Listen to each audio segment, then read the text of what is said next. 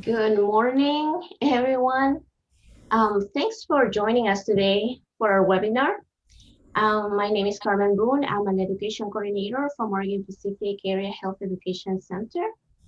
We're a hosted agency of Samaritan Lebanon Community Hospital, and our agency mission is to promote access to quality health care through community and educational partnerships. Today, I'm glad I'll be your host and moderator.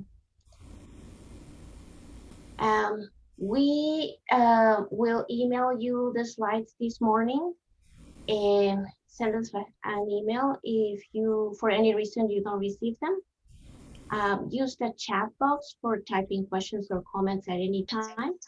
And please turn off your microphones so it will help the broadcast of this meeting today. This webinar is being recorded and will be available on our website. You can see our web address in front of you on the screen. If you have any questions, please feel free to email me. My email address is on the screen right now, all the way to the bottom. Luca. Okay. Now to obtain CME or contact hours or a certificate of attendance, you must log in into www.eeds.com and enter this activity code. Please write down the activity code because it only lasts for 7 days. It expires in 1 week, and you will need this code to obtain your certificate. We will email you these instructions and the link, so we made sure that you'll get your certificate even if you don't grasp everything that I just said right now. This presentation is jointly provided by Samaritan Health Services, Oregon AHEC, Oregon Health Science University, and Oregon Pacific AHEC. Come here. And the presenters and the planners of this activity report that we have no conflicts of interest or relevant financial relationships with any commercial entities that might affect the contents of the presentation. Most of you already know our presenters, Tina Runyan and Joan Fleishman. They are joining us today once more. And now, without further ado, I'll leave you with them. I don't want to bore you with all their background again. So thanks, Tina and Joan. The floor is yours. Thanks, Carmen. Just a quick, we'll do brief introductions and kind of set the ground rules. Obviously, if you're signing in, you're realizing this is a different format than we've had. So the first kind of thing before we do introductions is that we're going to ask everybody to mute themselves. We don't have the ability to mute you, so just if you can find that on your screen and mute yourself, you will also be able to unmute yourself, and that will make it, I think, a good experience for everybody. So good morning, I'm Tina Runyan. I am a clinical health psychologist and co-founder of Tent Health, where we are extremely passionate about bringing some specialized expertise to the prevention, identification, and amelioration of burnout and mental health issues among health professionals and emerging health professionals. That is our passion and our work, and we're delighted to be here today in a really a trial format of delivering. Following up on the content that we delivered, whether you attended a couple weeks ago or not for the didactic portion that had a lot of content. We'll be doing a little bit of review of that and then diving into some experiential practices. So the goal of this is to really create more of a community feel and engagement. So because it is available for CEUs, I think, and for other reasons, you may have noticed that the recording button is on. So I just want people to be aware of that in terms of sharing. We're not going to go deep and intimate, but just know that as you ask a question or as you engage in this format, that also will be recorded. I just want people to be aware of that. So I'll let Joan introduce herself, and then we'll launch right in. Hi, everyone. I'm Joan Fleishman, and also a clinical psychologist and co-founder of Tend Health. And Tina and I will be sharing facilitation of the didactic portion of this series and also the practice lab portion of the series. So you'll be hearing from both of us throughout these 3 Connected months. voice and music. And just to remind everyone to mute, because when you come into the room, you are unmuted, so you need to mute yourself. Thank you. And we might be saying that a lot today, but this is a new platform for many of us. And so we are learning. And I guarantee next practice lab will go a little bit more smoothly. And really our intention here is to do a lot of sharing, have a lot of engagement from you, and get kind of deeper into the material that we talked about last afternoon.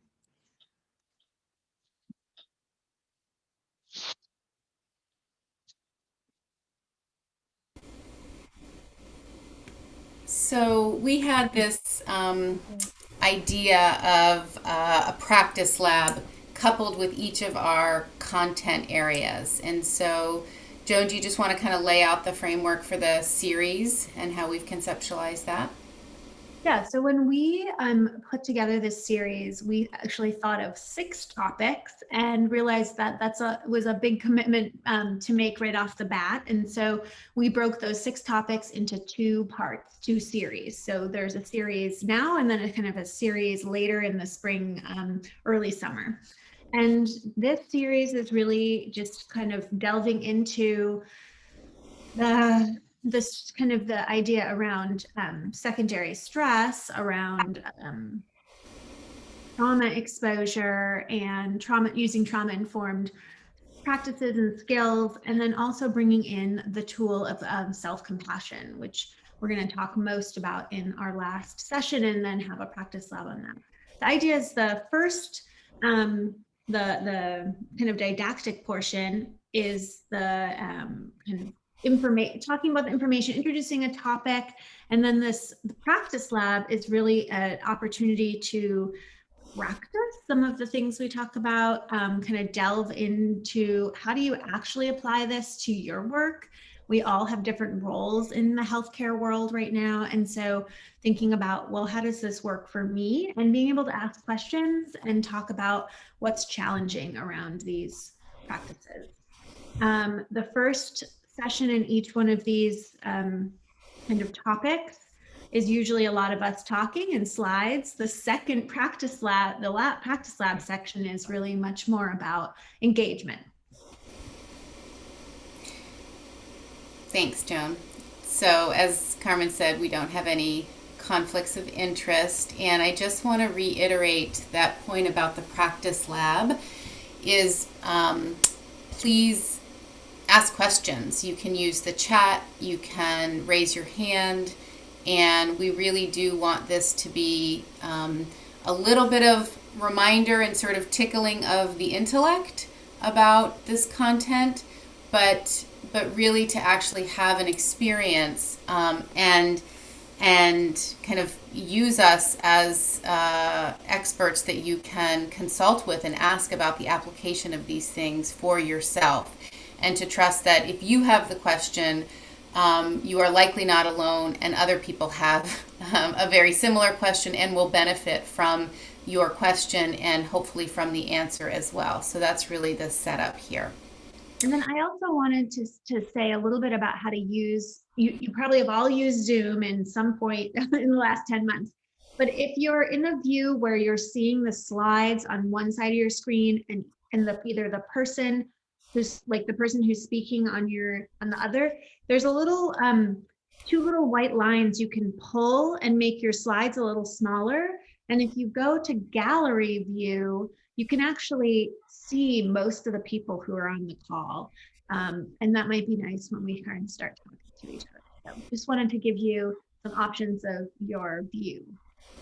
And those two little, that will show up if you hover your cursor over the place where it says screen sharing, right? If you put your, for most people, it's probably going to be at the top of their screen where those will show up. And if you are going to ask a question, it would be great if you can put your camera on to do that. And if you would just state your name and maybe the where you're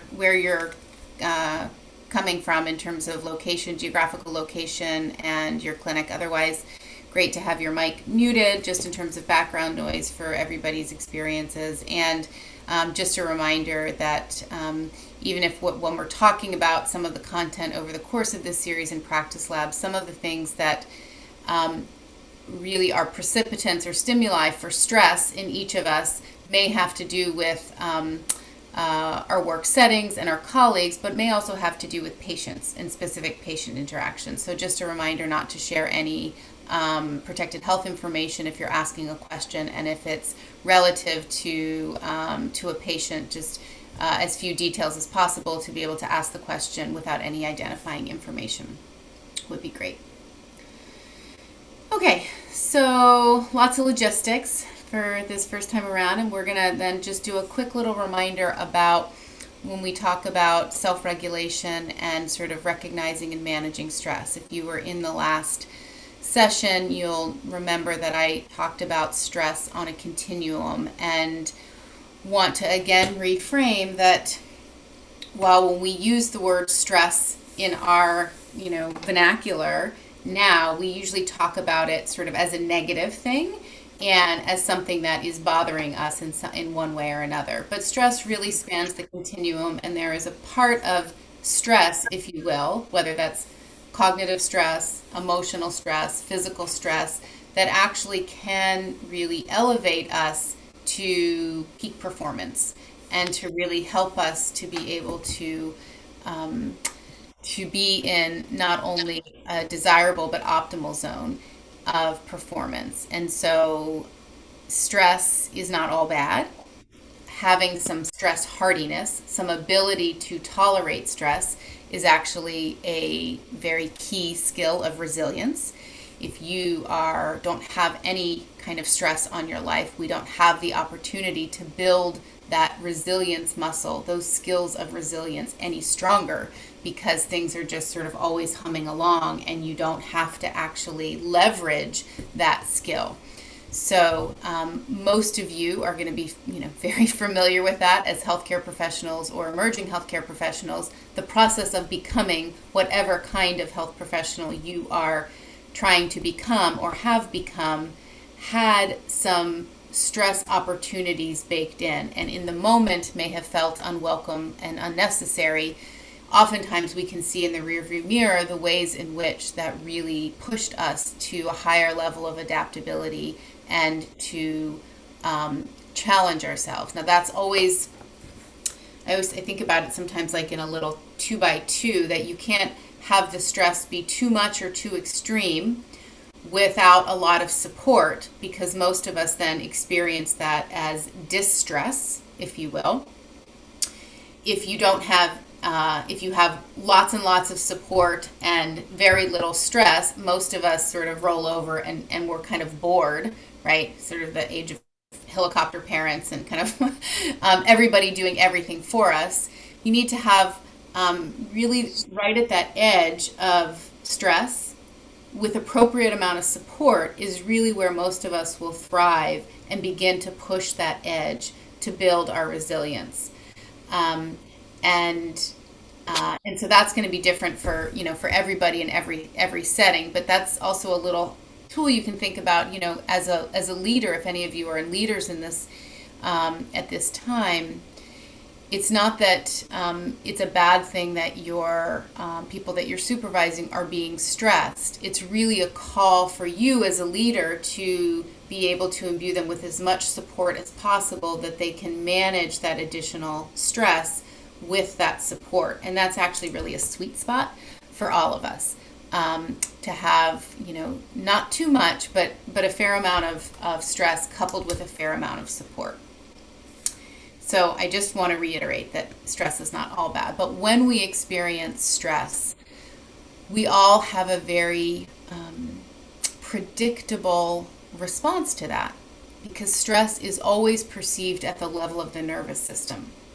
We have baked into us a system of our autonomic nervous system, right? It doesn't depend on us telling our physiology, oh, there's a stressor, you should increase my heart rate, you should increase my breathing rate, you should divert blood to major muscle groups, you should change how I'm using my glucose in my body. We don't have to direct that. It happens automatically, and it happens for every single one of us in a very predictable way. But stress is always being perceived at the level of our nervous system. And where that threshold is set is actually very individual. It's individual based on our own historical experiences, and it's individual based on this sense of resilience and stress hardiness. So we can actually grow that over time so that our nervous system can actually tolerate what it might have perceived as too much stress a couple of years ago. It can actually begin to tolerate that, and that it doesn't kick off this cascade of experiences in our body. But when it gets activated, it has a very predictable response for all of us, where there is physiological activation in what we often consider the fight or flight response. And that's happening within our sympathetic nervous system whenever there's a threat detection. Now, it doesn't mean there's an actual threat. Our thinking brain can come online and say, oh, I got this. This isn't actually a threat to my livelihood or my safety. But that's a slower process, and you already have this cascade of things happening inside of us, including sometimes a freeze response. And then most of us have a recovery, and then we can sort of resettle to baseline. In healthcare, oftentimes, and in the pace of healthcare, one of the things that happens is the process of recovery and integration gets interrupted. And so instead of building our resilience skills, we actually are moving and compartmentalizing the stress response, the activation response, in not having adequate time, resources, or ability to be able to complete the loop. And sometimes we do that without even being aware of it actually happening within us, that we're about getting activated and having this stress response go off, because we have to just move to the next thing, move to the next thing, move to the next thing. And there are times when, that's just what the job demands and there's some necessity of it. But none of us are immune to the debt accumulation of that physiological response. And so it has to go somewhere. And these skills are really to help you have it go somewhere strategically and effectively, rather than accumulating a debt that you end up paying in some way with other kinds of behaviors. So that's what we're moving to. So the first step is really about noticing dysregulation in your own body and in your own mind and in your own habits. While the stress response is universal, the same physiological response happens in all of us. The execution or of adrenaline, of norepinephrine, of cortisol. The same cascade happens in all of us. How it shows up is actually quite individual. So it may show up as distraction in some. It may show up as sort of tucking in and moving away in others. It may show up as, irritability, anger.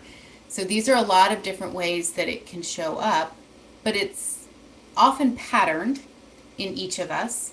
So how it shows up in you might be a recurring theme, but it's also very individualistic, that we don't all experience it in the same way. These are some kinds of things that oftentimes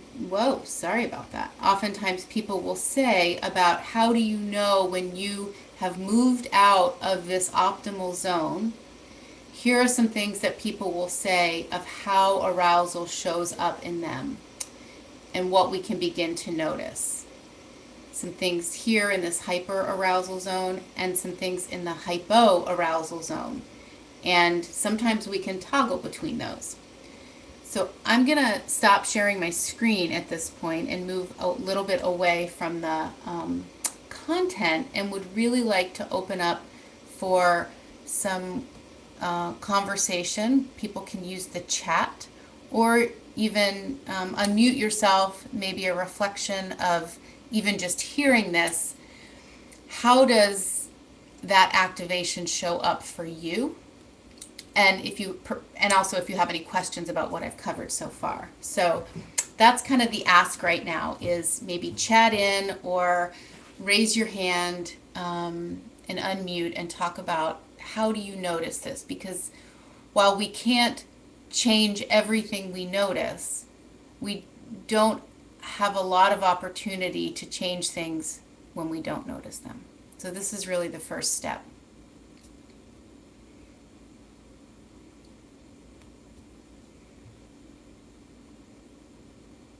And I will just warn people, I'm a psychologist, so I have incredible capacity to sit with silence. I'm also wondering if people, as they're kind of thinking about how stress shows up in their body and what happens physiologically for them, if they also want to just chat in what their role is and what kind of setting they work in, so we kind of get a sense of who else is here. Yeah. And what we might have in common. So I invite everyone to just, we can all see your name in when you chat in. So if you want to just put what kind of work you do in healthcare and what kind of setting you work in, that would be wonderful. That's great. Thanks, Joan. Yeah.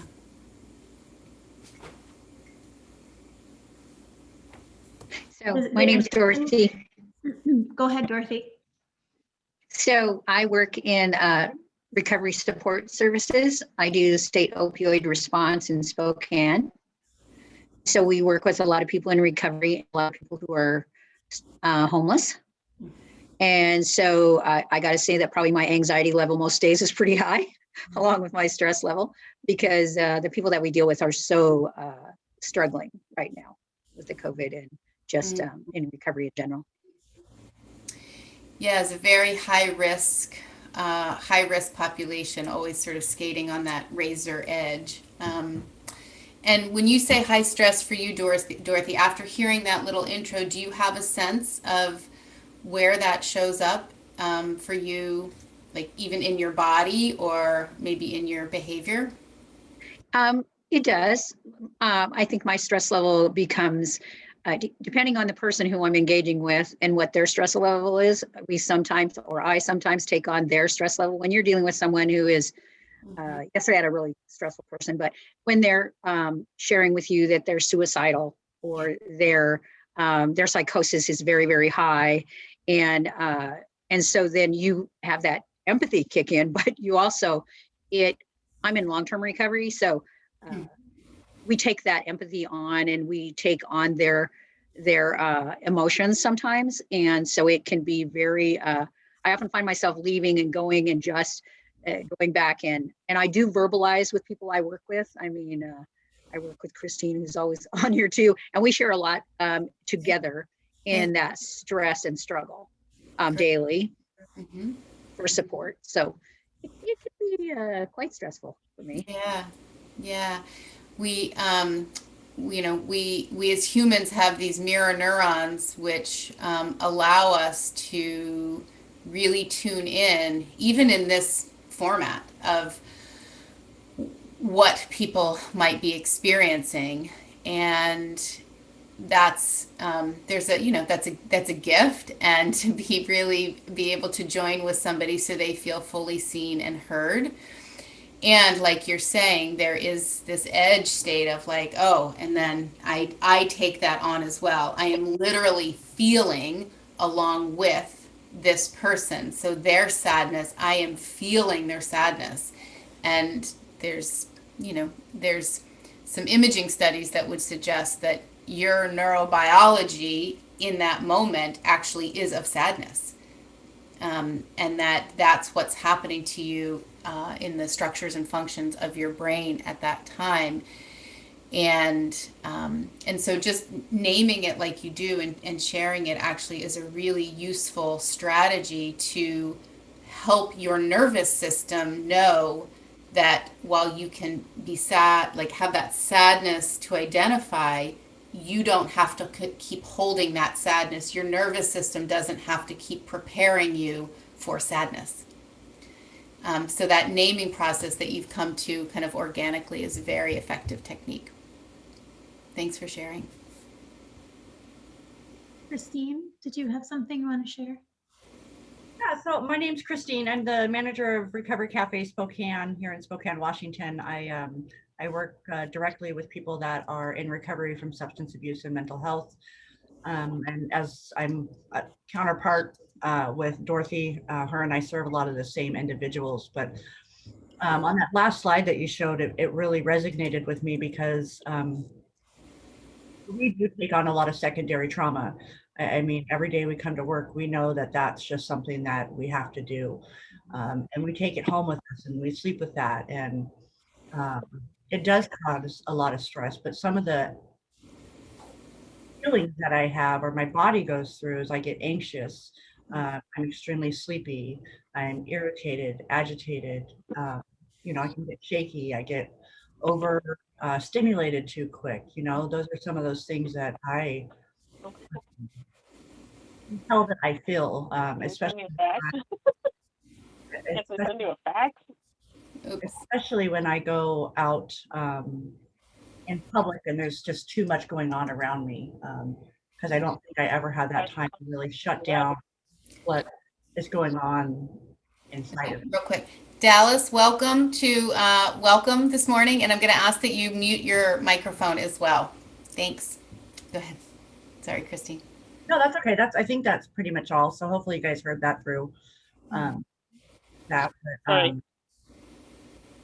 yeah, that's kind of where I feel you know, I verbalize those feelings as well, but it's a constant everyday occurrence in my role. So yeah. So I mean, very much why we wanted to bring some of these strategies into the practice lab, and sort of naming it, like I'm saying, is the first step. We're going to get into some others, and hopefully you'll maybe be able to practice some of these because you have that awareness of going there physiologically, having some support to talk about it, but also finding that that's a recurrent pattern. It's not like the talking about it is making it happen necessarily any less, and you have ongoing stimuli each day, right? New experiences with people in recovery that sort of reactivate that. Yeah. Anyone else willing to share their recognition of dysregulation or activation?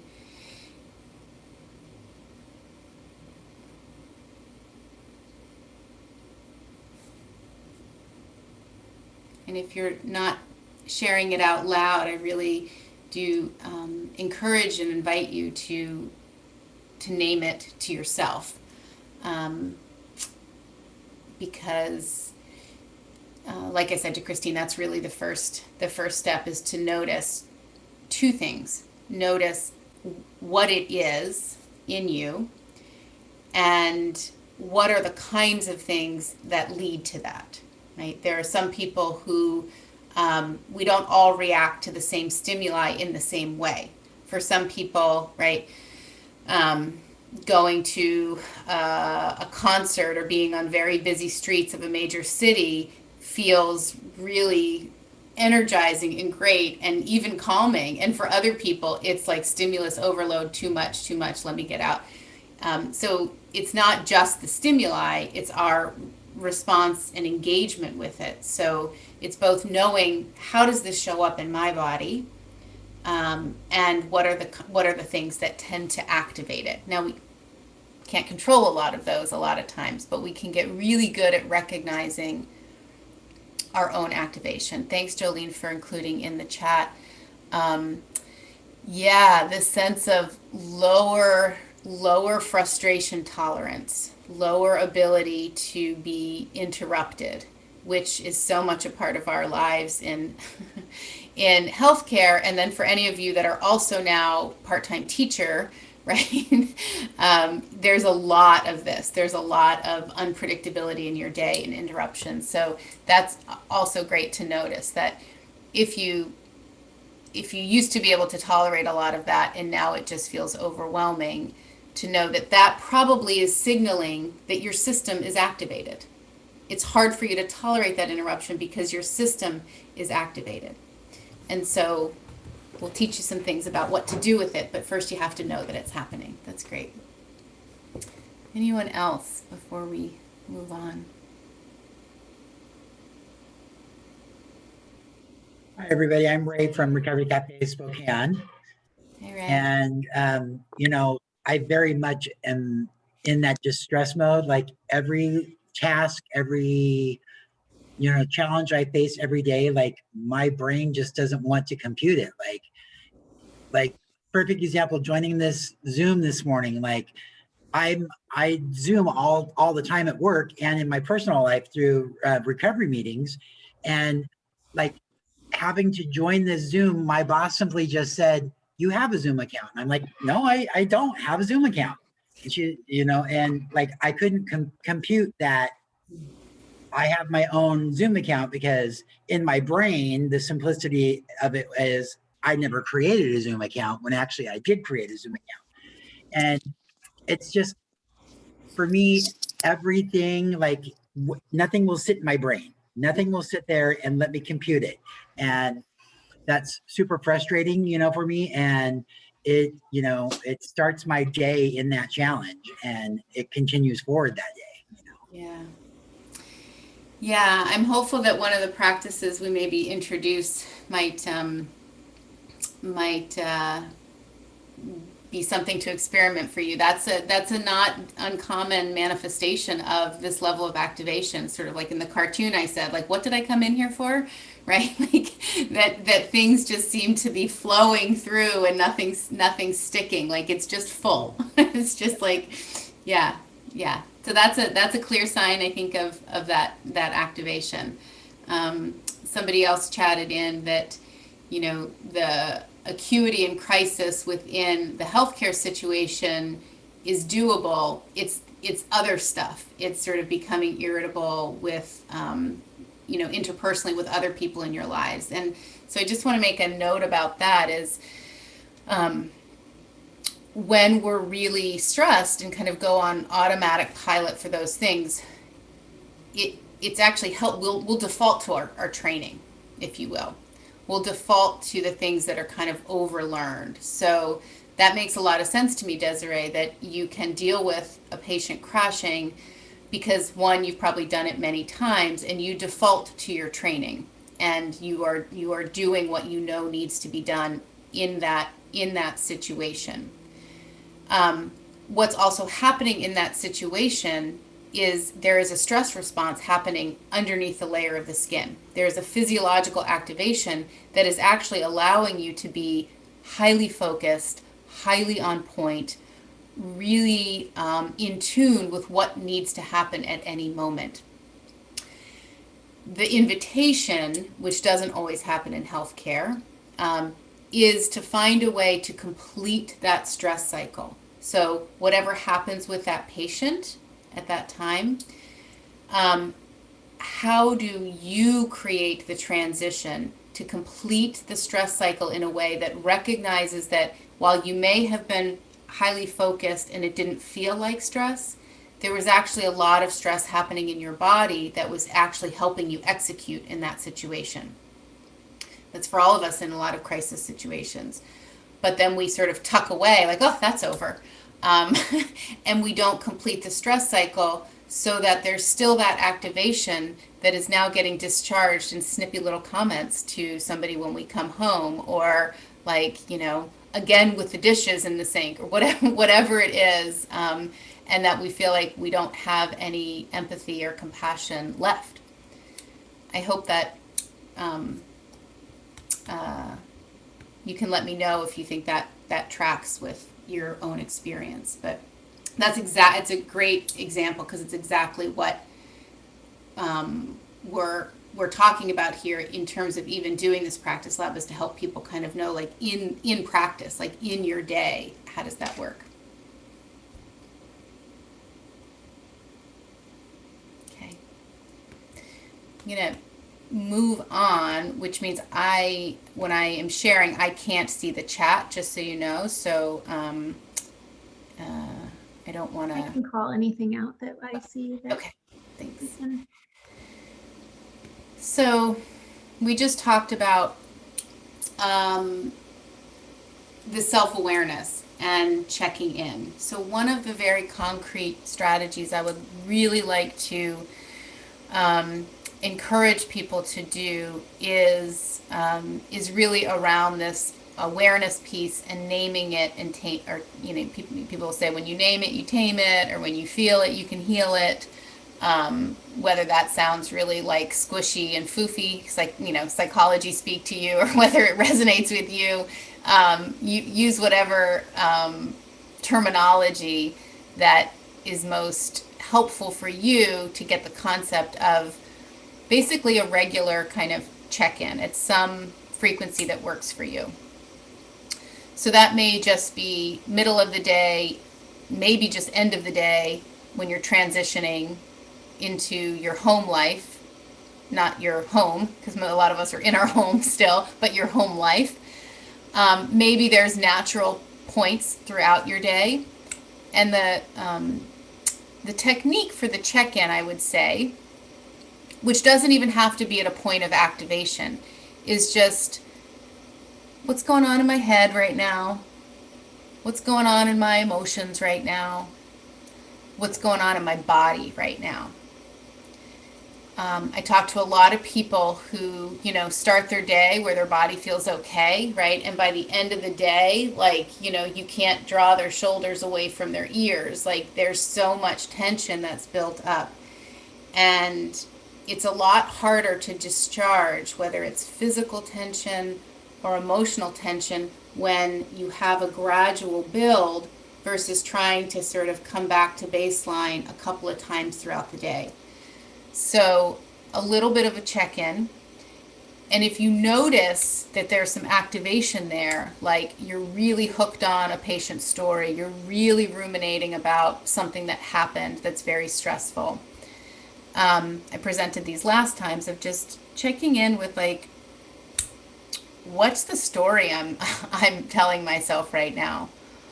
Particularly in the sense of emotions. Emotions actually have a pretty short half-life. If we don't feed them with a story, it's really actually pretty hard to sustain a particular emotion with any degree of intensity for a long period of time. If anybody's been angry, you have to keep feeding the story to stay angry, generally. And if you check in on what story am I telling myself, it can really reveal, and it's an opportunity to sort of down-regulate a little bit. So I'm going to stop sharing again, and I'm going to ask people if you can think of, with the rhythm of your day, what might be a pretty easeful, like natural opportunity for doing a check-in with yourself. And maybe you could chat that in, or somebody could, again, if you're willing to share, maybe that's natural breaks between meetings or patients, or lunchtime, end of the day. This is, again, an opportunity for you, whether you share it or not. I'm going to encourage you to say, like, oh, when could I do a daily check-in? A quick 5 to 10 minute meditation, lunch break, great. Ooh, I love that. I love filling, Joan, that's you, filling my cup of water, which is also a great just strategy around hydration. Oh, Harmony, that's great. A little reminder. A little walk. Yep. Yeah, I love that you guys are already getting the sense of, sometimes we back ourselves into a corner if we don't have large chunks of time. And then it's just like, yeah, I don't have time. I can't do it at all. Right? It's the same thing of, well, I've eaten 2 cookies. Really, I might as well just eat the next 6. It's that same sort of, mentality that can back us in, we can back ourselves into a corner. So I love this 10 to 15 minutes. It often, our nervous systems are so sensitive, which is a little bit of a double edge.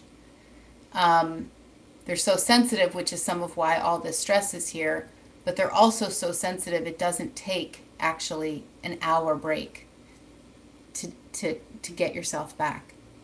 A few minutes actually is all your nervous system needs to come back. 3 breaths before I see a patient. Great. I love it. Oh yeah, tea. Nice. Good. You guys have good ways. You guys have great ways of doing this check-in. Wonderful. All right. Now I'm going to transition us to actually do a practice that, Ray, this is where I was thinking for you, and Christine, actually, what you were sharing. When we are feeling really activated, the best thing we can do for ourselves is any kind of what is known as a grounding technique.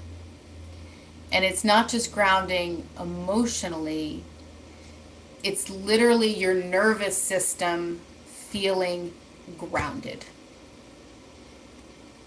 If you have one takeaway from this, I want you to know that stress and threat is perceived at the level of the nervous system, not your thinking brain. Thank goodness, in a way, if we relied on our thinking brain to tell us like, oh no, that's trouble, we wouldn't be here having this webinar.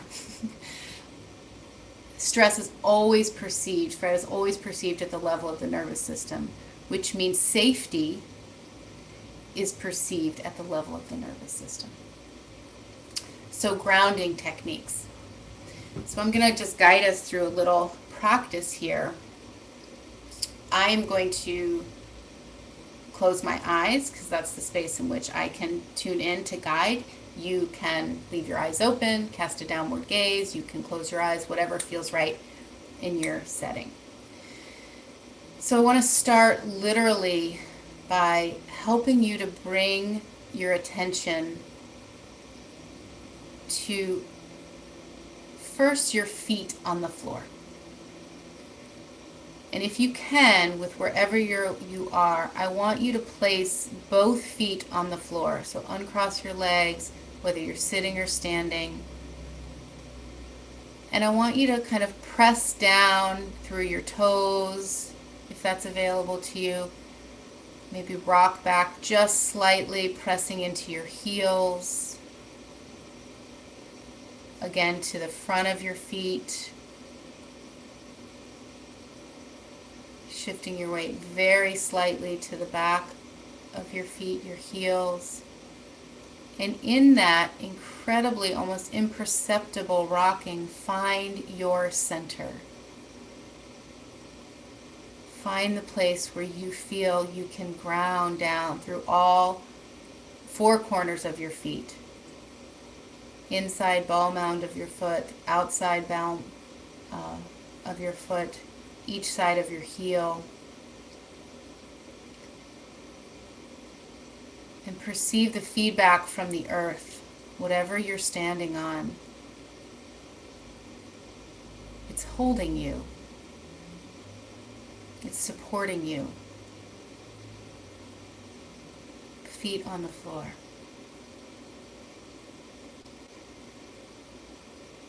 And now I want you to shine this spotlight of attention to some neutral place in your body, not a place that's sending signals of pain or tension.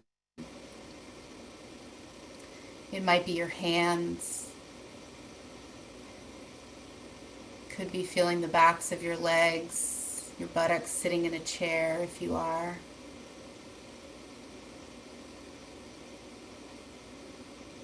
Might be in your abdomen, gently feeling the inhale and the exhale. And just for a moment, rest your attention there. Recognizing that thoughts are going to come in as they do.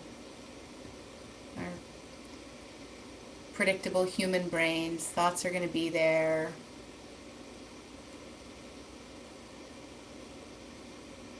See if you can just sense into that part of your body just for a moment to find that connection.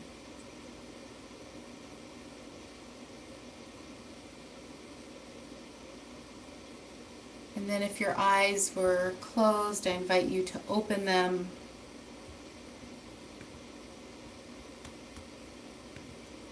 And I would love to hear, chat or hear, what that couple minutes of grounding was like for people.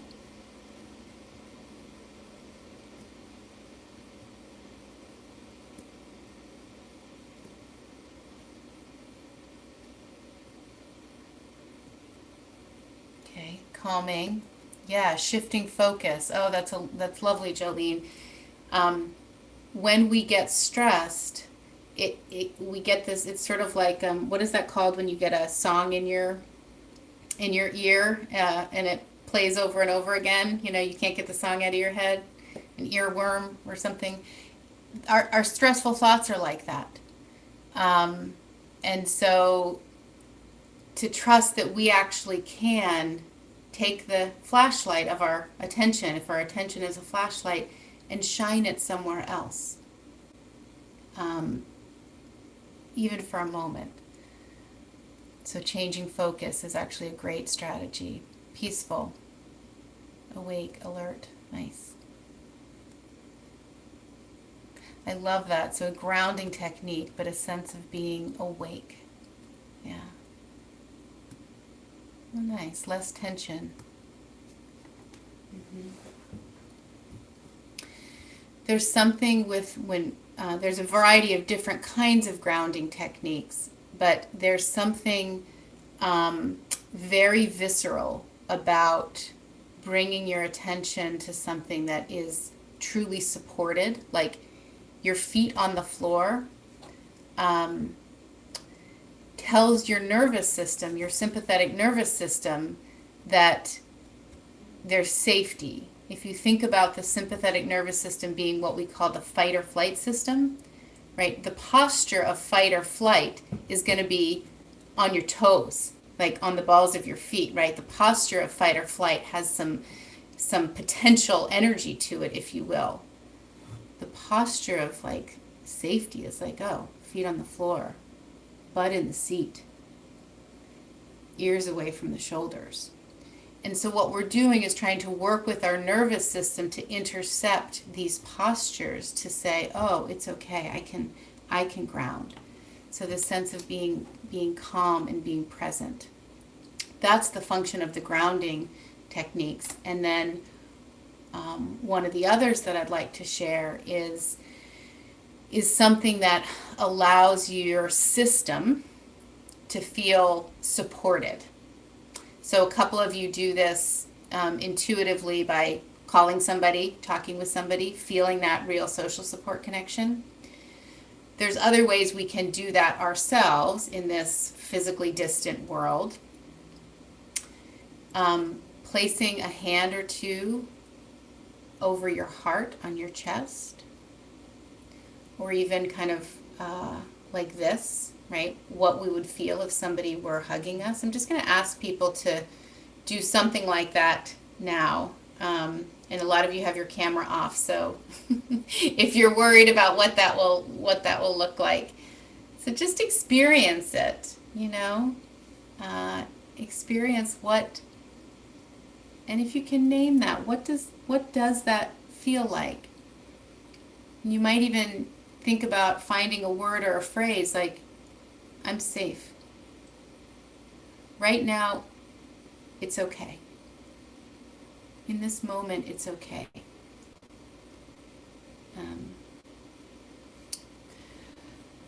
Comfort, connection.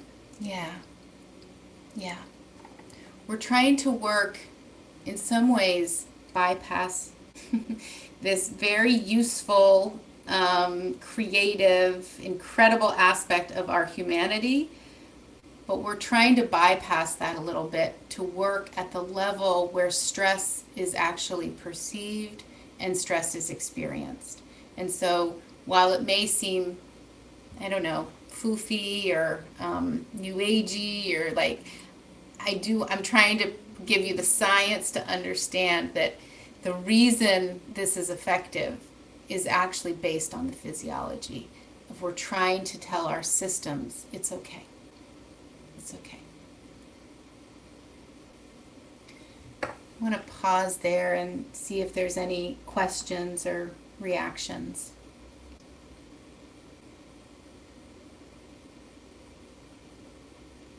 Tina, I think the other practice that I want to bring in at this juncture is, because I think this idea of connecting with your body is really important and can be really useful throughout the day, or, you know, at the beginning of the day or at the end of the day. I think sometimes we need the shake it off practice. Yeah. Good. And I think, and I find myself when I am really activated, sometimes simply, you know, finding my feet on the floor, putting my hand on my heart can help. Sometimes I need something bigger. And for me, it really is like standing up, and as silly sometimes as it feels, like literally shaking it off. And even if it's for 5 seconds, which by the way, when you're standing up, shaking it off for 5 seconds, it's certainly long enough. I can feel the release of energy.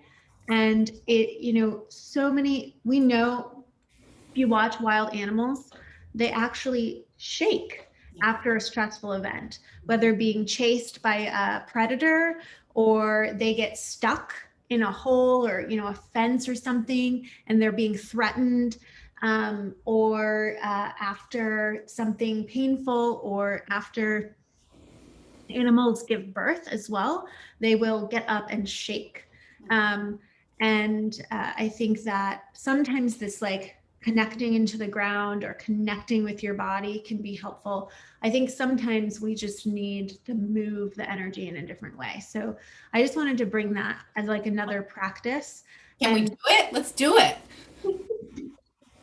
And so know that if you're in a shared office, like some of our participants are right now, I can tell they're wearing masks, so probably someone else is there. It can be weird, but you can like go into a bathroom stall and do this. You could also normalize that, like standing up and just shaking it off feels so much better. And I feel like I shake it down into my feet. Mm-hmm. And literally, what was that, like 1.5 seconds of me shaking it in front of the camera? But if you actually try it right now, I'd be really curious like you can't see my face, but I'd be really curious what you feel like. Like try it. It makes you warm. I'm getting hot. I might need to take my sweater off.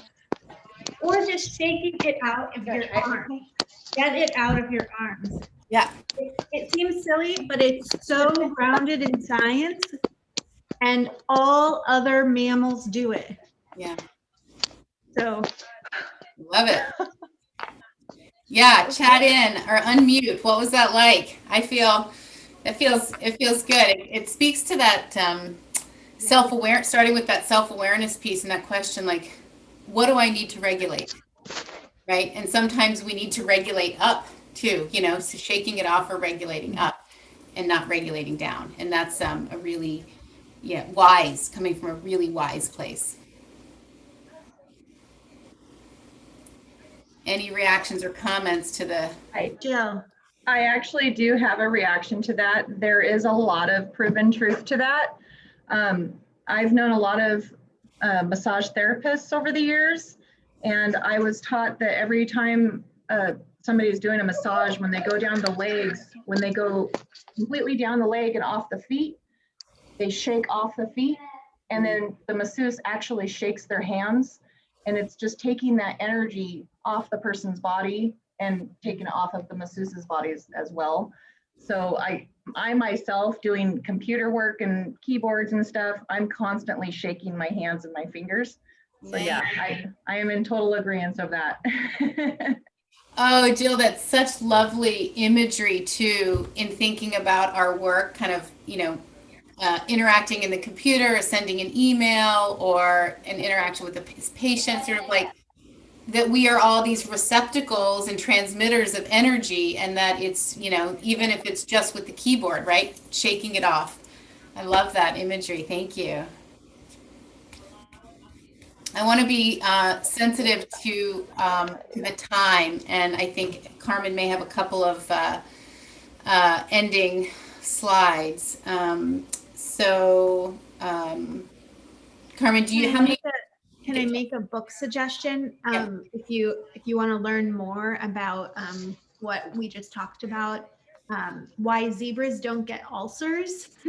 It's a really nice book to talk about kind of how animals and how we as animals can finish the stress response, and that shaking is actually a way to go all the way through the stress response.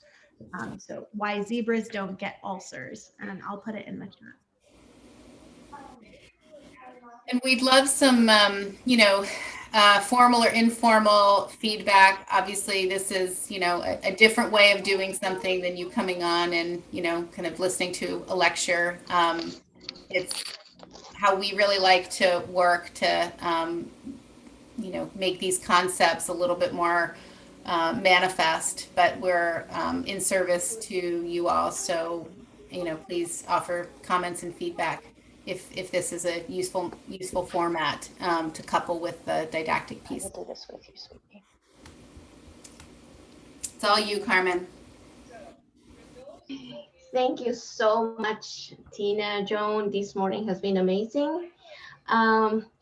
Just a reminder, and I'll be sending you an email soon with the instructions to obtain your CME and with instructions on where to find the recording of the webinars and everything. When you get those instructions, you'll find a link. Please complete the program evaluation while claiming your credit or your certificate. It will help us a lot to give you better programs. I'm sending you the emails right now, so discard what it says there that it's not going to be tomorrow. I'm sending it to you as soon as we finish the webinar. Remember the activity code that I shared with you, and I'll share it once more. It's only available for 1 week.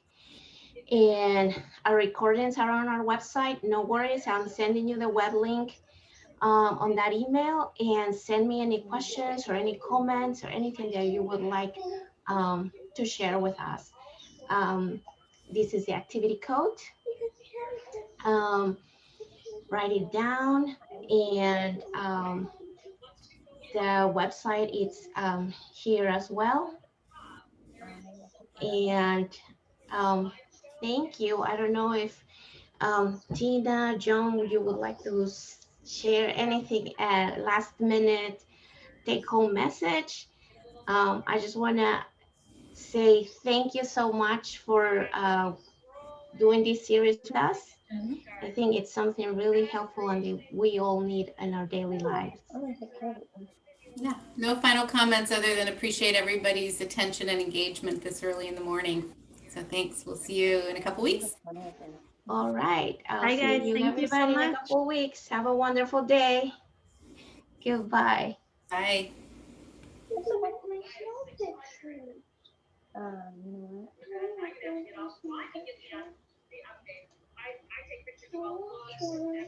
I know. Well, sweetie, I'm gonna help. Okay, don't do it. No, I'm not. I'm gonna keep some of them on there.